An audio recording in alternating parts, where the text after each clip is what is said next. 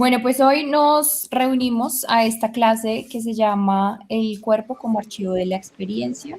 Vamos a hablar inicialmente de la biología que hay detrás de cómo el cuerpo responde ante las Buenas noches. que tenemos. Buenas noches, Gladys. Eh, Buenas, ¿cómo estás? Cómo esto se convierte en una memoria emocional y cómo eso al final pues, nos da un lenguaje de cómo interpretamos. Queremos empezar pues contándoles quiénes somos, presentándonos. Eh, Acá veo algunas caritas conocidas, otras que no. Mi nombre es Laura Sánchez. Les cuento de mí que yo soy médica y mi enfoque es como una mezcla que tengo entre medicina funcional, que es como la base, medicina alternativa, sobre todo medicina china, y a través de la biodescodificación emocional llegué un poco a la medicina mente-cuerpo. Y bueno, vivo en Bogotá, el consultorio está en Bogotá, y siempre me ha interesado, o más bien diría que uno de mis propósitos es ver las enfermedades con un poco más de profundidad, ¿no? Como poder ir a encontrar la causa raíz, entendiendo que son procesos individuales, que no podemos meter a todo el mundo en el mismo costal, así tengamos pues todos como la misma etiqueta o el mismo diagnóstico, porque al final, como somos mundos tan ricos y tan llenos de diferentes factores psicosociales que influyen en nuestra salud, pues entre más uno pueda escarbar y ahondar en, en los, digamos, como en la historia que hay o en lo que el cuerpo nos muestra, entre más lenguajes tengamos para comprender el cuerpo, pues más soluciones y posibilidades vamos a tener.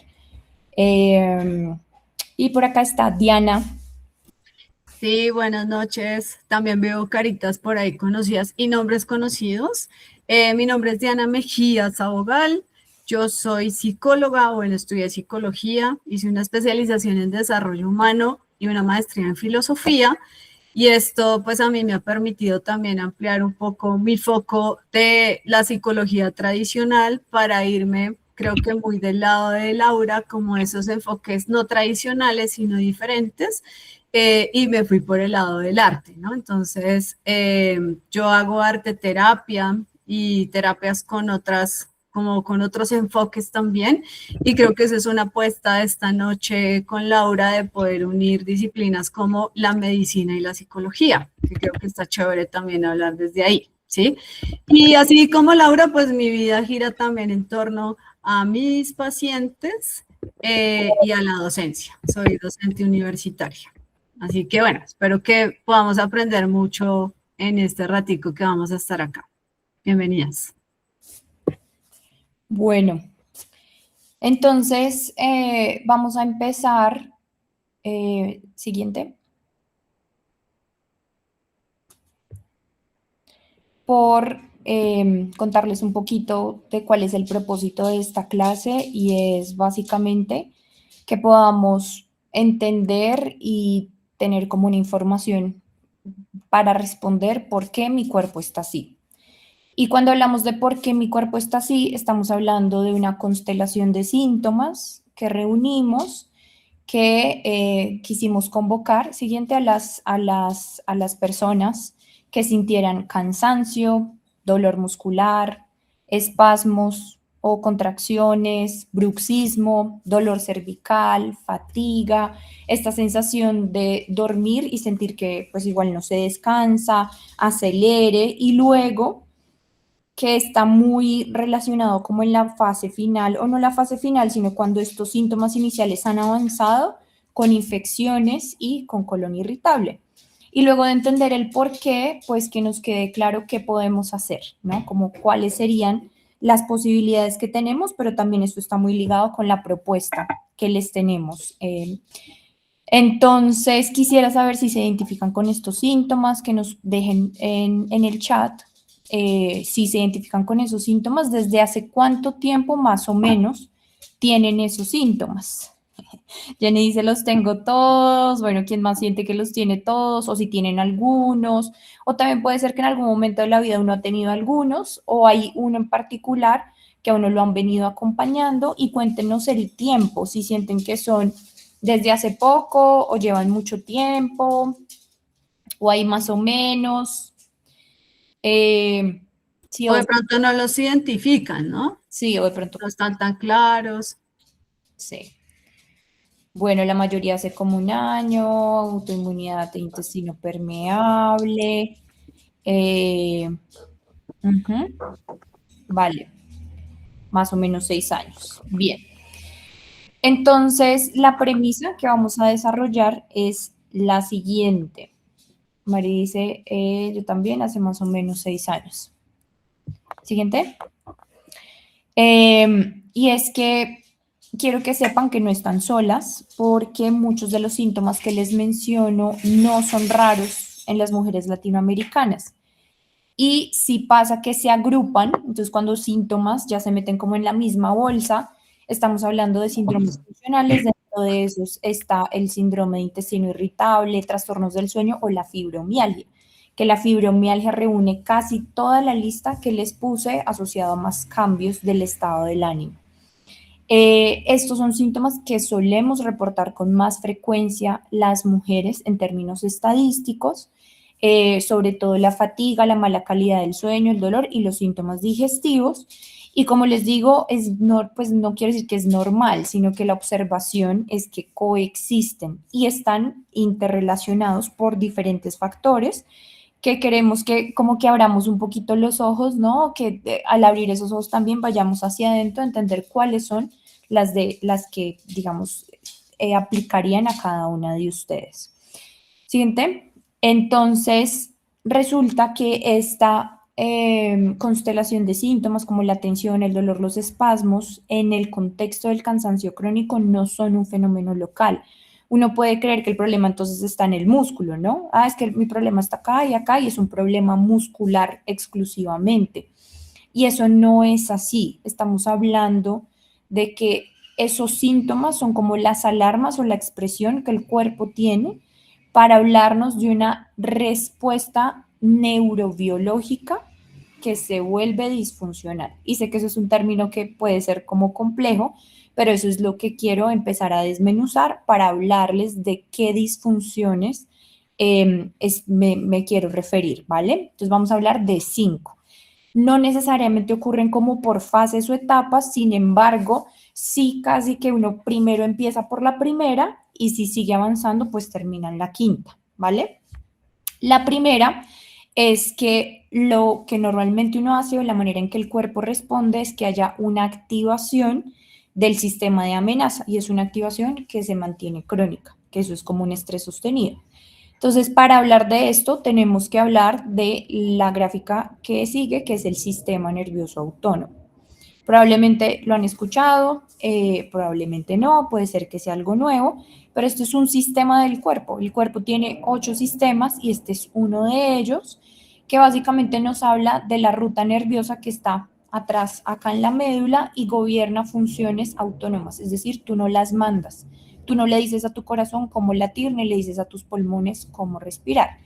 Y tiene 2 ramas. Entonces vemos que la del lado derecho, que es el parasimpático, se encarga de mantener la homeostasis. Cuando hablamos de homeostasis es el equilibrio, ¿sí? Volver a si la balanza se me está inclinando, el hecho de que yo tenga buena actividad del parasimpático, ¡pum!, me vuelve al equilibrio y eso lo hace a través de un neurotransmisor que tu cuerpo sabe producir, que se llama acetilcolina. Entonces, cuando mi cuerpo produce la acetilcolina, vuelve al equilibrio, que sería, se me contraen las pupilas, produzco saliva, se me contraen los bronquios, disminuye la frecuencia cardíaca, estimulo bilis, tengo buena digestión, voy al baño sin problema y tengo deseo sexual. Este además es el que me permite dormir adecuadamente.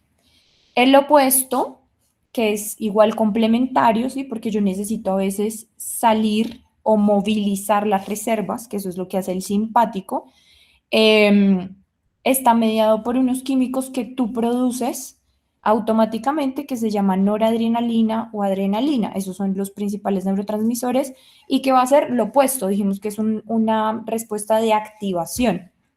Por ende, va a dilatar pupilas, inhibe la producción de saliva, dilata bronquios, aumenta frecuencia cardíaca, te vuelve más lenta la digestión, te da estreñimiento, reduce los movimientos intestinales, no tienes deseo sexual inicial. Sin embargo, cuando estás en una relación sexual y estás en el clímax y vas a tener un orgasmo, ahí hay liberación de la adrenalina. Entonces, ¿por qué se asocia a síntomas digestivos? Porque al final, como estás movilizando reservas, a tu cuerpo no le sirve mucho encargarse de digerir bien la comida. Entonces, cuando hablamos de esa fase 1, estamos hablando de que esta capacidad de volver al equilibrio no está tan presente, sino que más bien estoy en el modo movilización o en el modo simpático. Entonces, tengo esa descarga de estos químicos que te digo, y eso va a tener un efecto muscular directo. Entonces, los músculos se les aumenta el tono, van a tener una contracción mantenida, así tú estés en reposo, así tú estés así tranquilita. Si este sistema es el que está activo, pues vas a sentir que estás tensa, que te duele el cuello, que te duele acá, en general cualquier parte muscular. Y el músculo pues no logra relajarse del todo cuando no estoy pudiendo fluctuar de esta manera. Siguiente. El ejemplo que te quería dar como un poco podría ser cotidiano, o no sé si lo has visto en alguna serie o con algún familiar, bueno, no sé, hay algo que se llama el choque anafiláctico y es cuando uno hace una alergia, puede ser al kiwi, a un marisco, cualquier alimento, y el cuerpo responde hinchándose, ¿no? Entonces, gente que tiene dificultad para respirar, que se les inflaman las mucosas, así como estos dibujitos que estamos mostrando, siguiente, y resulta que para sobrevivir el tratamiento es que me inyectan adrenalina o epinefrina intramuscular, ¿sí? Entonces, esto es la misma descarga de adrenalina que te decía que tu cuerpo puede hacer. En este caso es una adrenalina exógena, o sea, viene de afuera y me la inyectan. Y fíjate los efectos que experimenta una persona a la que le inyectan la adrenalina. Cuando uno está bajo el efecto de adrenalina, siente dolor muscular o rigidez. Siente sensación de tener el cuerpo tenso, taquicardia, palpitaciones, se te sube la presión arterial, respiras rápido y es cuando dicen es que siento que como que el aire no me entra, como que no puedo respirar bien, ¿no? Porque estás hiperventilando, sensación de presión en el pecho, nerviosismo o ansiedad intensa, que es inclusive como la aceleración de la cabeza, de los pensamientos, temblor fino, sensación de alerta extrema, dolor de cabeza, sensación de agotamiento. Entonces después de la inyección sienten que tienen un bajón energético, que están irritables, dificultad para concentrarse, insomnio en la noche posterior. Si te identificas con alguno de estos síntomas, quiere decir que es la manera en que tú dices, ¡ah! Estoy bajo el efecto de la adrenalina, porque eso es lo que hace la adrenalina. Y a veces cuando una persona ha tenido ataques de pánico o está en un estado ansioso, piensa que se va a morir porque son efectos, son sensaciones físicas muy intensas, pero que tienen una explicación biológica. La puedes devolver y lo importante es que yo pueda hacer esta regulación. Como te digo, tú puedes activar, pero es muy importante que el que te vuelve al equilibrio se active. Entonces, lo ideal sería que uno fluctuara. ¿Listo? Siguiente. Avanzamos, ¿no? Entonces, digamos que yo no estoy haciendo esto, ¿vale? ¿Qué pasa entonces? Que si yo me quedo en este sostenido, empiezo a tener una cosa que se llama dominancia simpática, ¿sí? O sea, me la paso en el simpático y tengo pérdida de la modulación vagal, que decíamos que era el parasimpático, el de la homeostasis. Entonces, ¿cómo va a bajar ese parasimpático? Vas a empezar a tener una pérdida de la capacidad de relajarte, tener digestión y reparación. Entonces ahí es donde se me van sumando síntomas como que los músculos ya no es que los sienta tensos y a veces se me relajan, sino que están literalmente contraídos.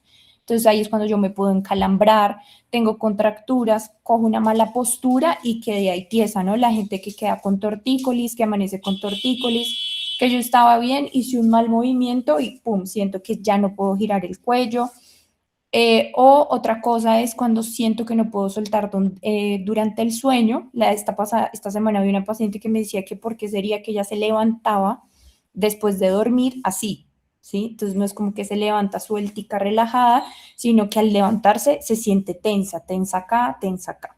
¿Mm? Siguiente.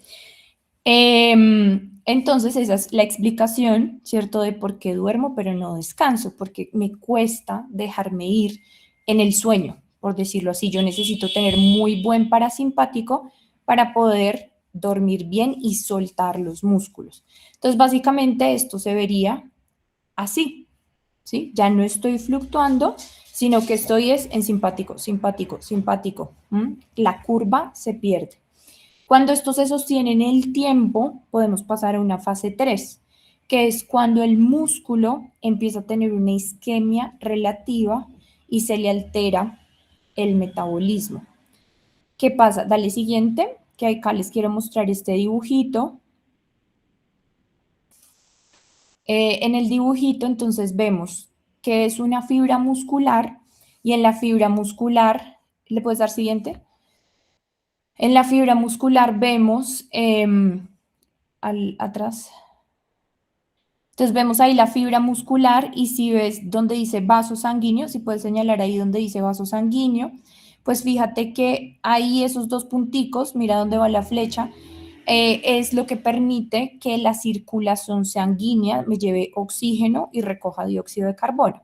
Entonces cuando yo ya tengo el músculo muy contraído, imagínate que es como si uno tuviera un envuelto, ¿cierto? Que tiene su cobertura, tiene un pitillo adentro donde tiene que circular la sangre, pero como está tan contraído, ese pitillo pues ya no puede soltarse ni demás, ¿vale? Entonces ahí es donde como no tengo buena oxigenación, va a bajar la oxigenación y empiezo a acumular lactato. Que eso mismo sucede cuando una persona entrena mucho y entonces empiezo a tener unos dolores musculares que uno no comprende por qué, ¿no? Que ya sale del espasmo, sino es un dolor que ya es casi como inflamatorio porque se siente un dolor que es tipo pesadez, rigidez y de ardor. Y no sé si han visto, bueno, no creo que lo hayan visto, pero hay personas que, por ejemplo, si se van a estirar o los ve un fisioterapeuta, dice, usted tiene una pierna más larga que la otra porque está chueco, ¿no? O que una persona no está así derechita, sino que uno ya lo ve, que uno ve en la calle la gente a veces como camina, hay gente que camina así o hay gente que camina así, y es porque esto ya lleva mucho tiempo esa contracción que al final los músculos se acortaron.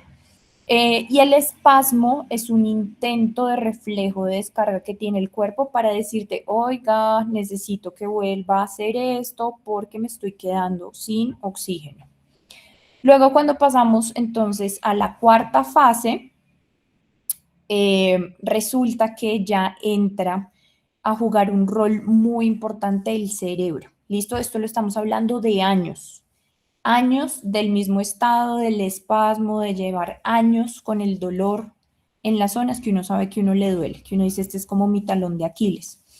Resulta que cuando el cuerpo constantemente está recibiendo un estímulo de dolor, ¿sí? O sea, imagínate que es como si uno tuviera una aguja acá todo el tiempo que uno no se quita, el cerebro tiene que hacer algo para generar un proceso de adaptación y eso se llama una sensibilización del sistema nervioso central, porque todo lo que tú sientes acá sube a través de la médula y llega al cerebro y el cerebro es el que da una interpretación. Entonces, con el tiempo, ese fenómeno de sensibilización central lo que va a hacer es que se amplifican las señales dolorosas. ¿Cómo se amplifican? Es cuando uno ya tiene hipersensibilidad al dolor. Quiere decir que se altera ya el procesamiento de la sensibilidad que yo estoy sintiendo. Y entonces cuando alguien me hace así y yo siento que es como si me estuviera quemando, me estuviera cogiendo con un cuchillo y me estuviera enterrando. Entonces, ya esa fase es cuando uno tiene un dolor desproporcionado al hallazgo físico. Yo puedo, si te coge un fisio y te examina, dice, tienes un nudito acá, pero tú sientes como si te estuviera apuñalando, como si te estuviera quemando, como si te estuviera poniendo agua caliente. el dolor ya empieza a migrar. Entonces ya no es solo aquí, sino que me duele aquí, me duele aquí, me duele aquí, me duele aquí, me duele aquí. Y hay hipersensibilidad al tacto o presión. Entonces es muy frecuente en pacientes con fibromialgia que dicen que las cobijas les duelen. O sea, el peso de las cobijas ya genera tanto dolor en la piel que no se pueden arropar o estar acostados en una misma postura. Si yo me quedo todo el tiempo acostado sobre el lado izquierdo, siento que no tolero el dolor y toca entonces estarse acomodando todo el tiempo o estar todo el tiempo sentada. Si les ha pasado eso, conocen a alguien que tenga esos síntomas, ahí nos pueden ir comentando. Entonces ahí el problema ya no está solo en el músculo, fíjate que ya el cerebro está buscando casi que gritarte, ¿cierto? Tener un megáfono para decir, oiga, algo está pasando acá, ¿sí? Y lo estoy teniendo que amplificar. Y bueno, esto era para mostrarles cómo el dolor viaja. Entonces, si vas ahí al bracito, al músculo, mira la carretera arriba que dice estímulo nociceptivo. Ahí es, entonces, digamos, la flecha roja.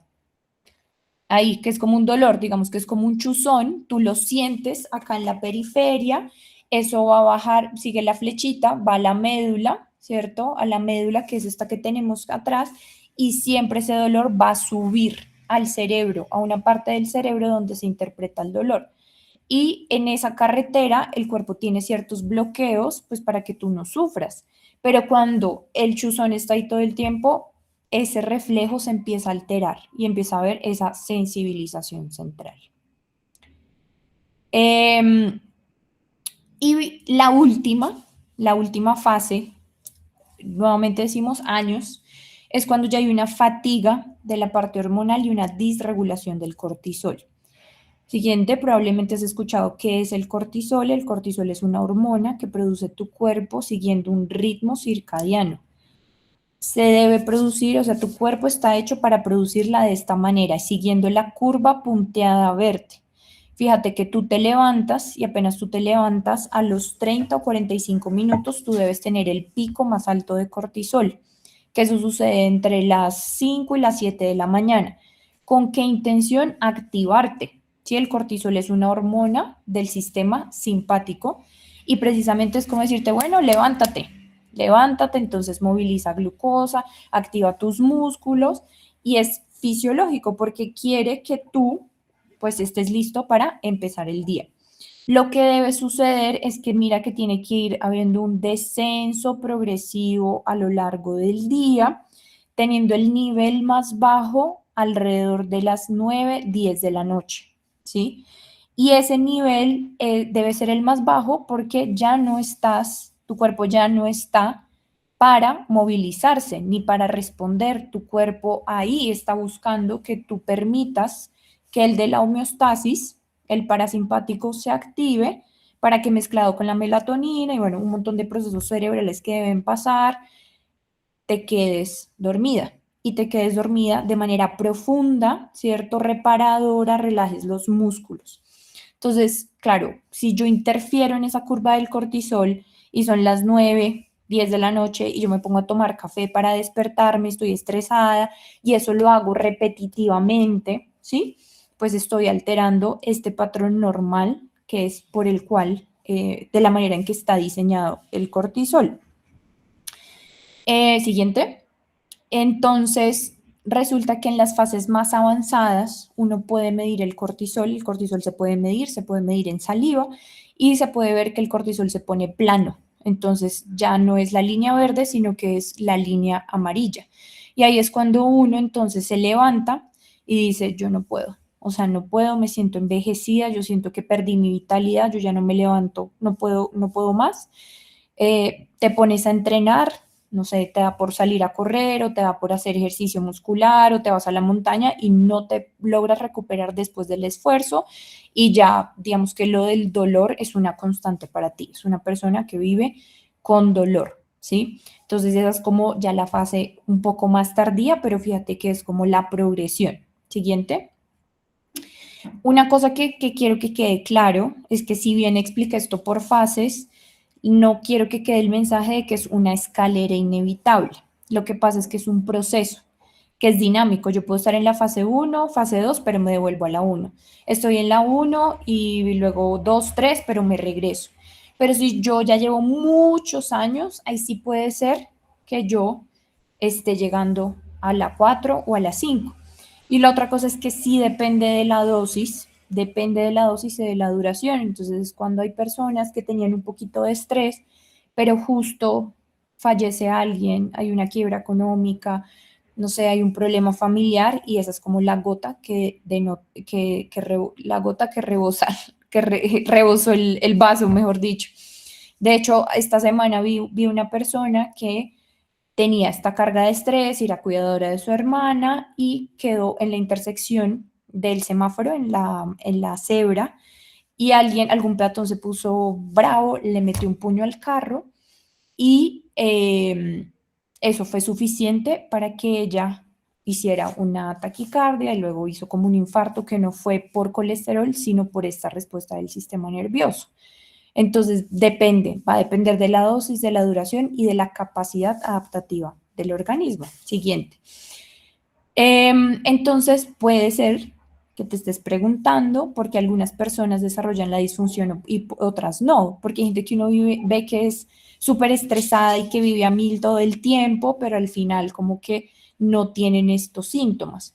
Y hay unas cosas, digamos, como psicosociales para entender a diferencia de los hombres también, y es como las mujeres lidiamos con el estrés o con el contenido emocional que a los hombres, a pesar de hacer mil cosas y estar estresados, pareciera como que dicen, bueno, ya lo que sea, cortan y estuvo, ¿no? Tal vez uno sí se puede quedar ahí un poquito más rumiando. Siguiente. Entonces, ¿cuáles son, digamos, como las 4 cosas que queremos que revises de por qué decimos que el estrés no actúa solo, sino hay que darle contexto? Y hay que revisar en tu caso qué de esto es lo que sucede. Entonces ya sabemos que hay una capacidad adaptativa biológica. Eso está gobernado genéticamente. Hay sistemas nerviosos que tienen buena modulación vagal. Tiene que ver mucho la alimentación también, porque si tú estás en la capacidad de producir acetilcolina y todos los químicos del parasimpático, genial. Lo segundo es desde cuándo empezaron mis estresores, porque es muy diferente una persona que tiene una historia de trauma temprano, de temas de apego, que le enseñaron, ¿no? Y sus referentes adultos tienen modelos de regulación emocional aprendidos o no. Lo tercero es si yo tengo en mis hábitos de vida recursos de descarga. Yo puedo acelerar y estar acá a tope, pero si yo ¿sí? Todos los días o con regularidad, hago movimiento, duermo adecuadamente, tengo herramientas de expresión emocional, miren acá quien llegó a clase, expresión emocional, si tengo vínculos seguros, si tengo una red de apoyo, si tengo una red social, voy a tener cómo descargar y eso va a cambiar, ¿sí? Y lo otro es el significado. No es igual un estrés elegido a un estrés impuesto, a un estrés silenciado. Entonces, ¿de qué hablamos, no? Cuando uno siente, no, toca hacer esto porque toca, pero en el fondo no quiere hacerlo. Entonces, preguntas que te queremos dejar y te invitamos a hacerte hoy, evaluando estas 4 áreas que nos permiten saber por qué será que ante de pronto un poquito de un estímulo estresor, para mí es demasiado y entonces no duermo, ya me duele demasiado y paso de una fase a otra. Entonces, revisa si tú te recuperas con facilidad del cansancio o tú sientes que te cuesta volver a tu centro. Te estresas mucho y eso es como si fueras una semana en cama o no sé, vas a correr y es una semana también en cama. Sientes que tu cuerpo sabe cómo entrar, ¿la puedes devolver? En calma, sin esfuerzo. O sea, es fácil para ti decir, ay, ya, y sueltas. Y listo, bajé el computador o me agarré con sutanito, pero ay, sutanito no me moleste y va a entrar en calma y logras hacerlo. O en el fondo de tu cerebro se queda ahí. ¿Sí? Siguiente, historia temprana. ¿Quién me enseñó a calmarme? Tengo referentes de adultos de mi crianza que tenían esa capacidad de calmarse o cómo respondían ante el estrés. Aprendí a no necesitar, a no sentir, a no pedir y entonces mi estresor siempre es silenciado. Tengo recursos de descarga, priorizo mi sueño, tengo espacios de restauración, son importantes y entiendo su necesidad en mis hábitos de vida o son como negociables para mí, no son prioridad y primero va otra cosa, o son no negociables. Esta causa de estrés que tengo ahorita, que me genera un esfuerzo, ¿me está expandiendo o me reduce? Y ahí es cuando uno dice, no sé, estoy trabajando por este sueño y no importa que ahorita esté clavada, voy a decir, me está expandiendo. O esto es como no quiero, no quiero, no quiero y por el contrario me contrae más. ¿Qué parte de mí no está pudiendo decir no? ¿Mm? Entonces, el término biológico para esto siguiente es lo que se llama carga alostática. La carga alostática, vamos a hacer el ejemplo de que es como una maleta, ¿cierto? Que uno lleva años cargando, cargando, cargando hasta que ese peso me genere un desgaste biológico y es un desgaste biológico acumulado que me hace que la tensión se normalice y que entonces, pues mi cuerpo igual no me va a dejar botada, ¿no? El cuerpo aguanta hasta donde puede y ahí es donde hay un proceso de adaptación hasta que el cuerpo no puede más. Entonces, esa carga alostática, que es como el impacto biológico repetitivo, es el precio de la adaptación. Entonces, si tú te identificaste con las fases que dije, con los síntomas, es muy importante que comprendas que tu cuerpo es tu aliado, te está queriendo ayudar porque se está adaptando constantemente a un estímulo que no estás resolviendo. ¿Mm? Y por eso es que decimos que el sistema nunca sale de defensa y esa es como la carga alostática. ¿Mm? Entonces, si volvemos a esta gráfica que vimos del simpático parasimpático, te quiero mencionar cuáles son las causas de por qué ese sistema no sale del simpático o de ese modo de defensa. Hay varias causas, ¿sí?, que te harían estar así. La primera es el estrés fisiológico interno. Entonces, por ejemplo, las personas diabéticas, obesas, hipertensas, que fuman, que toman durante años, son personas que tienen una carga inflamatoria crónica que los hace estar así. Entonces, es gente que puede estar en la playa súper feliz, no sé qué, pero adentro su cuerpo está así y tienen los síntomas. Segundo, estrés circadiano. Gente que altera esa curva de cortisol, que tal vez por temas ocupacionales trasnochan o, no sé, pasa mucho en los profesionales de salud, bueno, en toda la gente que tiene trabajos nocturnos durante años y por eso es que la deprivación de sueño es un carcinógeno y eso ya está demostrado. El tercero es el estrés psicológico crónico, porque si tú estás acá con alguna situación que cuesta digerir o procesar o encontrar como para dónde agarrar, pues vas a estar así, en este modo. Estrés emocional no expresado, el estrés social y ambiental y el estrés existencial, que es como sentir crónicamente que uno no tiene como un porqué y un para qué, ¿no? Que es más como un tema más profundo de la existencia. Nosotras nos unimos para darle solución, hablar, encontrar vías a estas dos causas principales de perder esa regulación, que es el estrés psicológico crónico y el estrés emocional no expresado, ¿vale? Y vamos a hablar sobre ellos. Diana, te doy la Listo. Gracias, Laura. Entonces, para poder comprender todo esto que nos ha venido explicando Laura, creo que es importante, pues, preguntarnos qué es una emoción, ¿no? Estamos hablando de emociones, de estrés y demás, pero creo que en general no tenemos ese concepto de emoción. Y a veces cabe como en términos cliché, ¿no? Como, ay, sí, es que me puse bravo, me enojé o estoy alegre, pero ¿qué es eso de la emoción? Entonces aquí vamos a comprender, qué es eso de la emoción. Y la emoción se da cuando nosotros necesitamos generar energía de forma muy rápida, ¿sí? De nuevo, y aquí conecto con lo que decía Laura hace un rato, es una respuesta neurobiológica. Quiere decir que es fisiológica. Están, no se van a ir nunca, a menos que nos pase algo, no sé, en la parte del cerebro que nos permite pues sentir esa emoción. De lo contrario, siempre la vamos a sentir. Entonces, no es solo mental, y aquí está como la diferencia, porque uno no sabe conectar. Por eso tenemos tan desconectada la mente del cuerpo, ¿no? Y eso viene de un problema ahí filosófico. También creo que la filosofía es la que le ha dado como la respuesta a esto de la unión entre la mente y el cuerpo. Nos sentimos muy desconectadas, ¿sí? De lo que pasa mentalmente con nuestro cuerpo. Entonces acá nos damos cuenta que no es solo mental, es corporal y neurobiológica, y es una respuesta muy rápida del organismo ante un estímulo interno o externo, ¿sí? Alguien me sacó la piedra. Entonces, ¿qué aparece? La ira, ¿no? Entonces me pongo así. Las emociones están hechas, según la teoría, y algunas teorías hablan de 90 segundos, ¿sí? Entonces es como, es muy rápida. Y si se demora en el tiempo, ya estamos hablando de un sentimiento, ¿sí? Y luego esto va a conectar con la gestión emocional, que ya vamos para allá.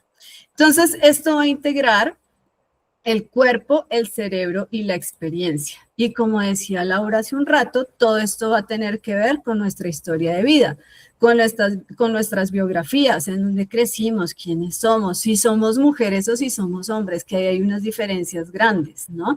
Y que hasta ahora pues se ha venido como estudiando aún más, pues todo esto del comportamiento también en las mujeres, porque sí hay unas diferencias y siempre nos han hecho estudios es a partir del cuerpo del hombre, ¿no? De los varones y no o de los machos, no de las hembras. Entonces ahí hay unas diferencias que hasta ahora se están empezando como a teorizar. Entonces la emoción pues activa cambios fisiológicos como la respiración, ¿no? Si me asusto, entonces me paniqué, hiperventilo, hay tensión muscular, el ritmo cardíaco aumenta. Y esto, bueno, acá traemos una mujer que teorizó acerca de las emociones, que es Candace Pert, que habla acerca de las emociones viven en todo el cuerpo y no solo en la mente. Entonces, esta mujer hizo un estudio en los años 70, 80, en donde ella marcó neuropéptidos con radioisótopos y rastreó dónde se unían en el cuerpo. Entonces, ella que estaba esperando encontrar, ¿sí? La hipótesis de ella era que solo se iba a encontrar en el cerebro. Entonces era como unas manchitas, a ver si aparecía ahí solamente en el cerebro. Y lo que ella encuentra en su estudio es que hay receptores de neuropéptidos en el intestino, en el sistema inmune, en la piel y en los músculos, ¿sí? Entonces no eran accesorios, sino que eran realmente funcionales. Entonces esta es una conclusión súper importante cuando hablamos de emociones, porque entonces la emoción es una experiencia que se distribuye en todo el cuerpo, no solamente está en la cabeza como nos han hecho ver, ¿no? Entonces aquí aparecen, que ya Laura los había hablado antes acerca de esto, ¿no? ¿Cuáles son estas sustancias neuroquímicas entonces que aparecen ahí cuando nos emocionamos, ¿sí? Entonces, por ejemplo, la adrenalina, aparece el miedo, ¿no? La alerta es la que me permite a mí como tengo que correr o qué tengo que hacer ante esta situación. Aparece la oxitocina cuando estamos con los vínculos, cuando tenemos hijitos, hijitas, por ejemplo, el contacto seguro, la pertenencia, las endorfinas cuando estamos en un lugar de contención o de placer corporal, la serotonina cuando sentimos bienestar. Entonces, de acuerdo a esta segregación de estas sustancias, pues asimismo vamos respondiendo emocionalmente, ¿sí? Entonces, cuando nosotros hablamos de una experiencia emocional, lo primero que tenemos que comprender es que el cuerpo detecta, ¿no? Está todo el tiempo como alerta de todos esos estímulos externos, ¿no? Entonces, libera señales químicas y va a activar esas respuestas fisiológicas. Luego, si hay un espacio, pues la mente interpreta. ¿Eso qué quiere decir? Que el cuerpo se da cuenta antes de que llegue la información a la mente, ¿sí? Entonces, por eso es que hay muchas personas que dicen, no sé por qué, pero mi cuerpo ya estaba tenso, ¿no? Lo sentía con tensión. Algo me cayó mal, aunque no sabía qué, ¿sí? O algo me cayó mal y no lo relaciono tampoco con la emoción o con una situación que me haya emocionado en su momento. Entonces el cuerpo ya había leído la situación, sin que nosotros tuviéramos conciencia de esto, ¿sí? Y ahí nos damos cuenta de lo complejo que es hablar pues de la dimensión emocional o de las emociones. Entonces, por eso hablamos de un cuerpo que siente, no solo de una mente que piensa, por supuesto, no solo somos mente, ¿sí? ¿Y la mente en dónde está o la conciencia en dónde está? En el cuerpo. Entonces somos cuerpo todo el tiempo. El cuerpo no espera a que interpretes lo que pasa, responde químicamente primero. Por eso es que es tan rápido también la emoción, ¿no? Aparece rápido para que nos ayude también a gestionar esa situación que está apareciendo en el momento. Entonces acá aparece la emoción, el sentimiento y la gestión emocional. Como les decía hace un ratito, la emoción es una reacción automática muy breve que dura, según la teoría, pues 90 segundos, ¿no? Entonces vayan haciendo cuentas de cómo es su gestión emocional y qué tanto les dura, por ejemplo, cuando ustedes se enojan con alguien o sienten rabia con alguien, cuánto les dura. O si estoy muy triste, cuánto tiempo me dura la tristeza, porque ahí vamos a hablar de gestión emocional. Emoción, de la etimología, su etimología o la palabra viene de movere, que es moverse, moverse hacia, ¿no? Entonces me lleva al movimiento, me lleva a, pues, llevar una acción. Cuando esta emoción se supone que debería bajar, pues la idea es que estemos ya, sí, regulados. Antes era, no sé, aparecía el tigre y yo aparecía el miedo, salgo corriendo, listo, me pasó, ya me sirvió para poder salir corriendo. En el mundo actual, pues, ¿quiénes son nuestros tigres, no? ¿Quiénes están ahí? El Transmilenio, el señor que, no sé, me quedé en la cebra, entonces me pegaron y, bueno, sí, todas este tipo de situaciones cotidianas que son bastante estresantes.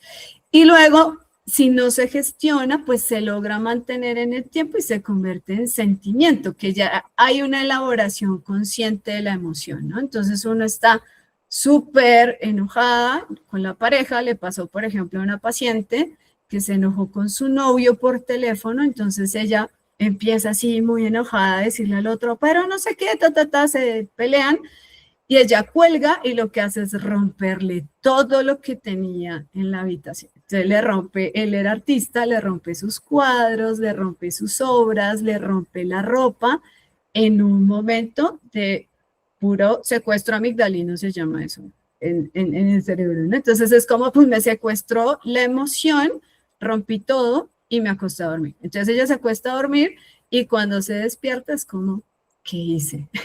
¿Qué pasó acá? ¿Quién estuvo acá?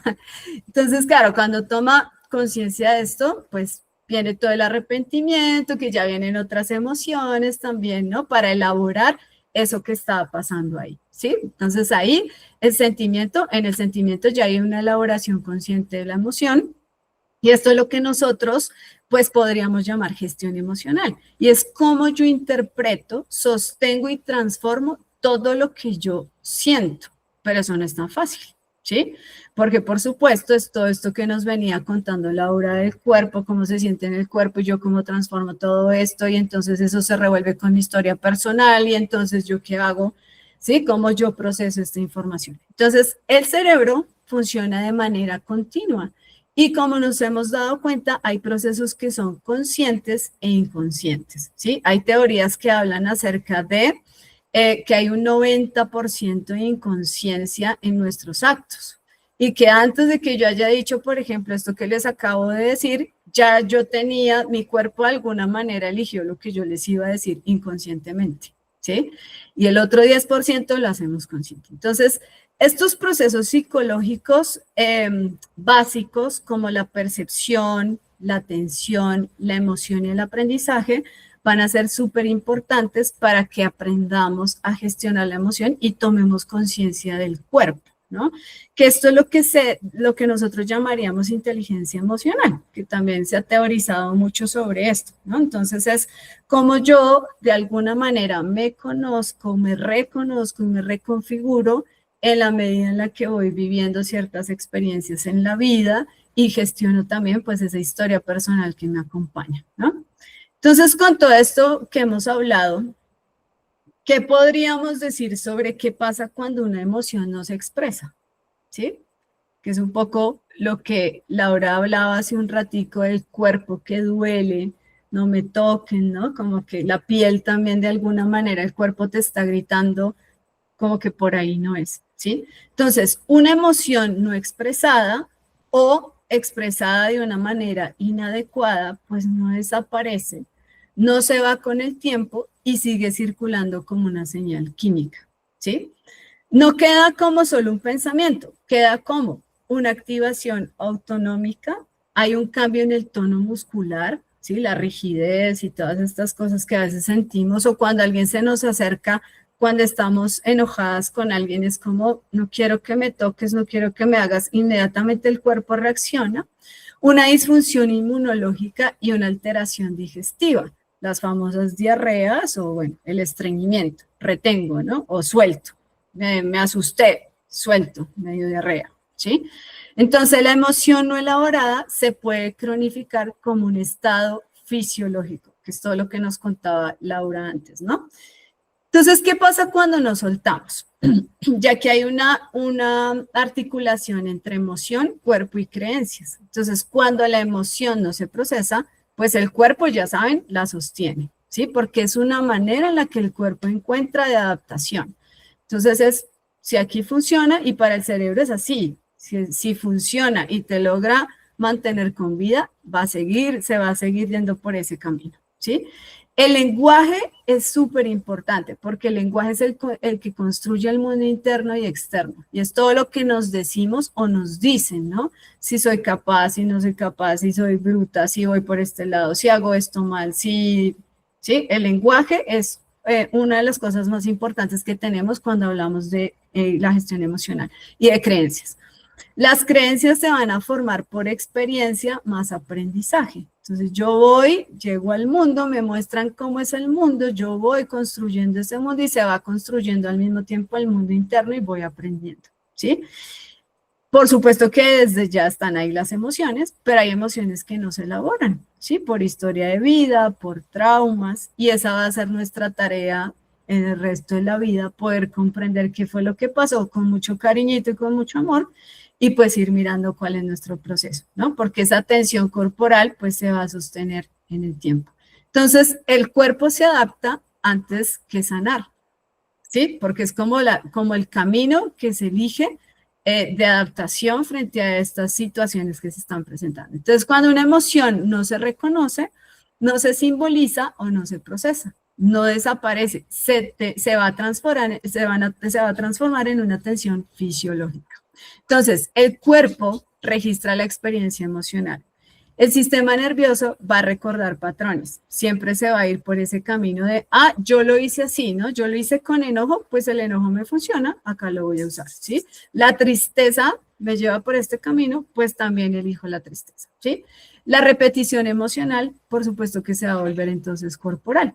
Y el lenguaje emocional también pues lo vamos aprendiendo, ¿no? Y si aprendimos a callar o a resistir o a sostener, ese patrón se va a convertir en una forma de habitar el cuerpo y de habitar el mundo. Entonces ahí diríamos que llegamos un poco como a, podríamos decir que una sexta fase, y es cuando esa dimensión emocional, ese lenguaje, pues se somatiza, casi como que se encarna.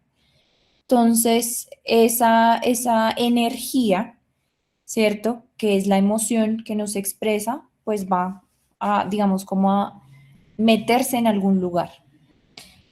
Pasa que el síntoma se vuelve parte de la identidad también, ¿no? Entonces es cuando uno ya normalizó tanto un síntoma que eso ya se vuelve parte de ti, ¿no? Como si uno dijera, ¿y quién es usted?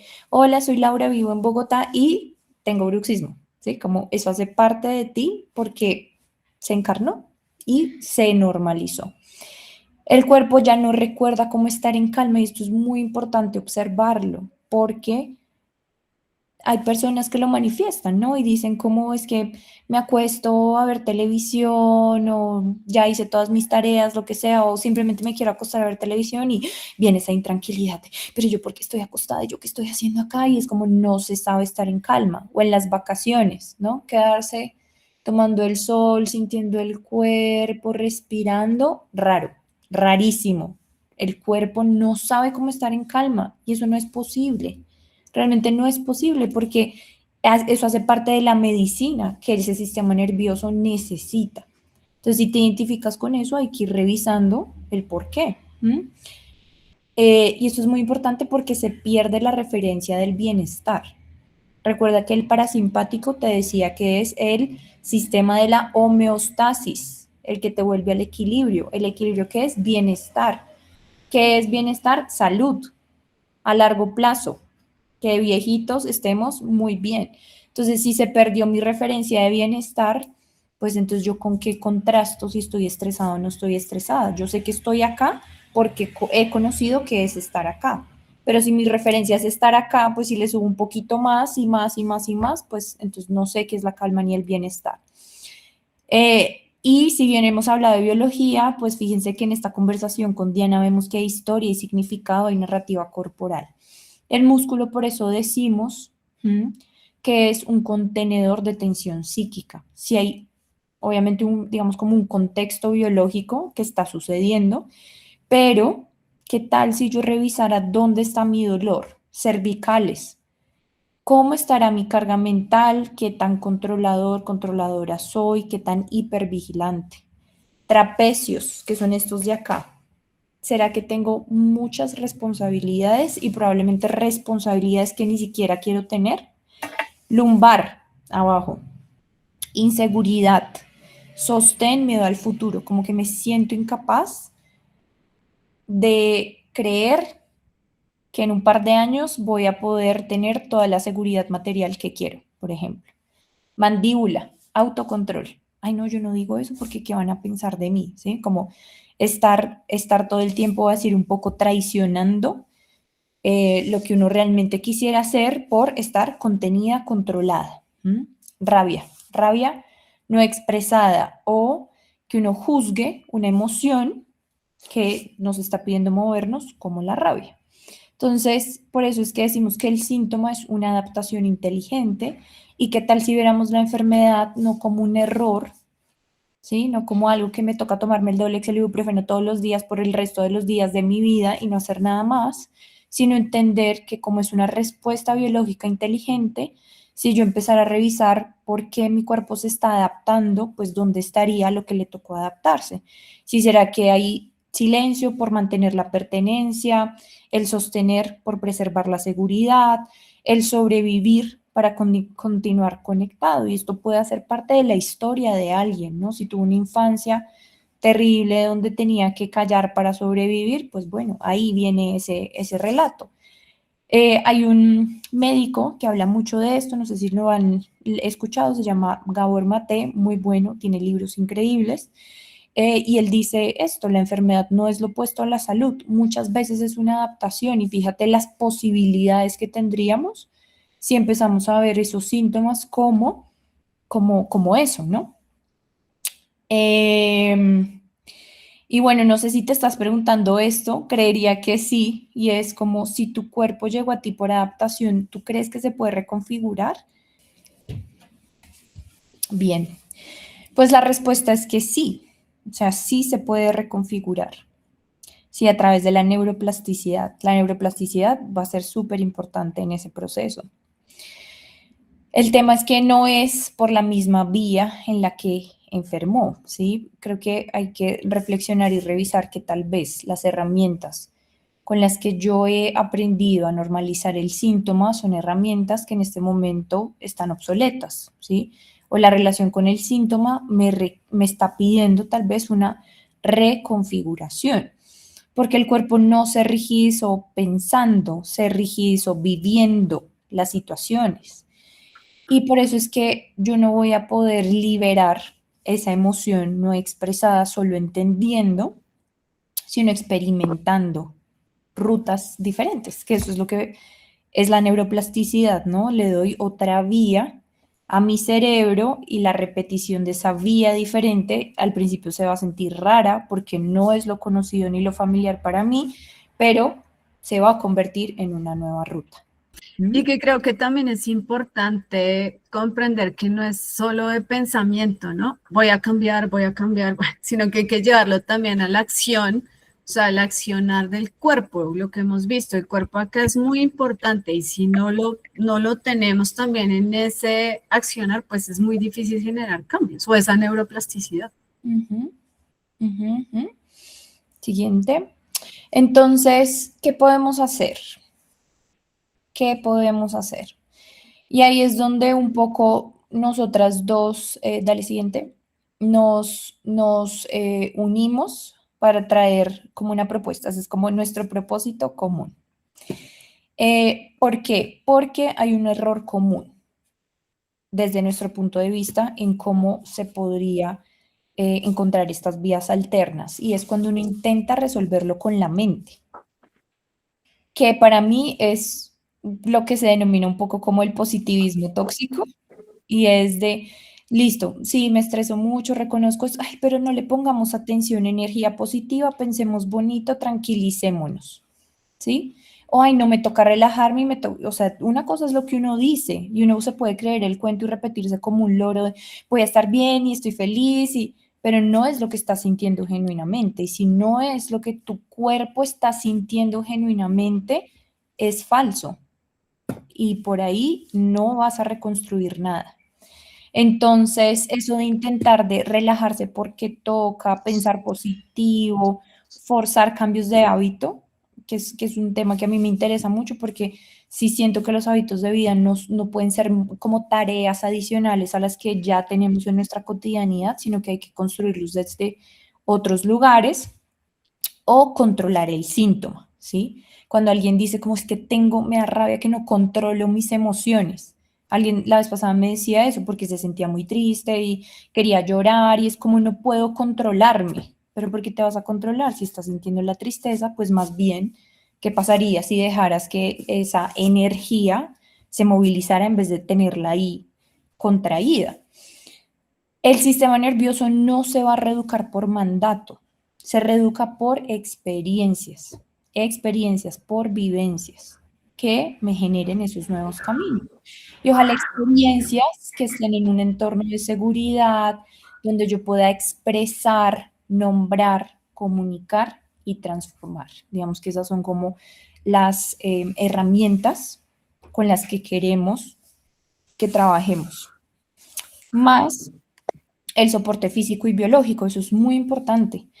¿Y a qué me refiero con el soporte físico y biológico? Pues que si uno ya lleva una carga biológica muy alta, una carga alostática, nombre raro que te puse ahí en la presentación, pues puede ser que yo tenga deficiencias nutricionales que hacen que yo no logre producir acetilcolina, dopamina, serotonina. Y por más de que yo exprese, nombre, comunique y transforme, si esa deficiencia nutricional está, si tengo un bicho en el intestino, si tengo colon irritable, si tengo estreñimiento, pues le va a quedar un poquito más difícil al cuerpo, ¿no? Yo necesito que mi cuerpo tenga lo que necesita, la gasolina que necesite para hacer este tipo de procesos. ¿A través de qué vías? Pues las vías que yo conozco, que trabajo, que aprendí, que me dan resultados, pues la suplementación.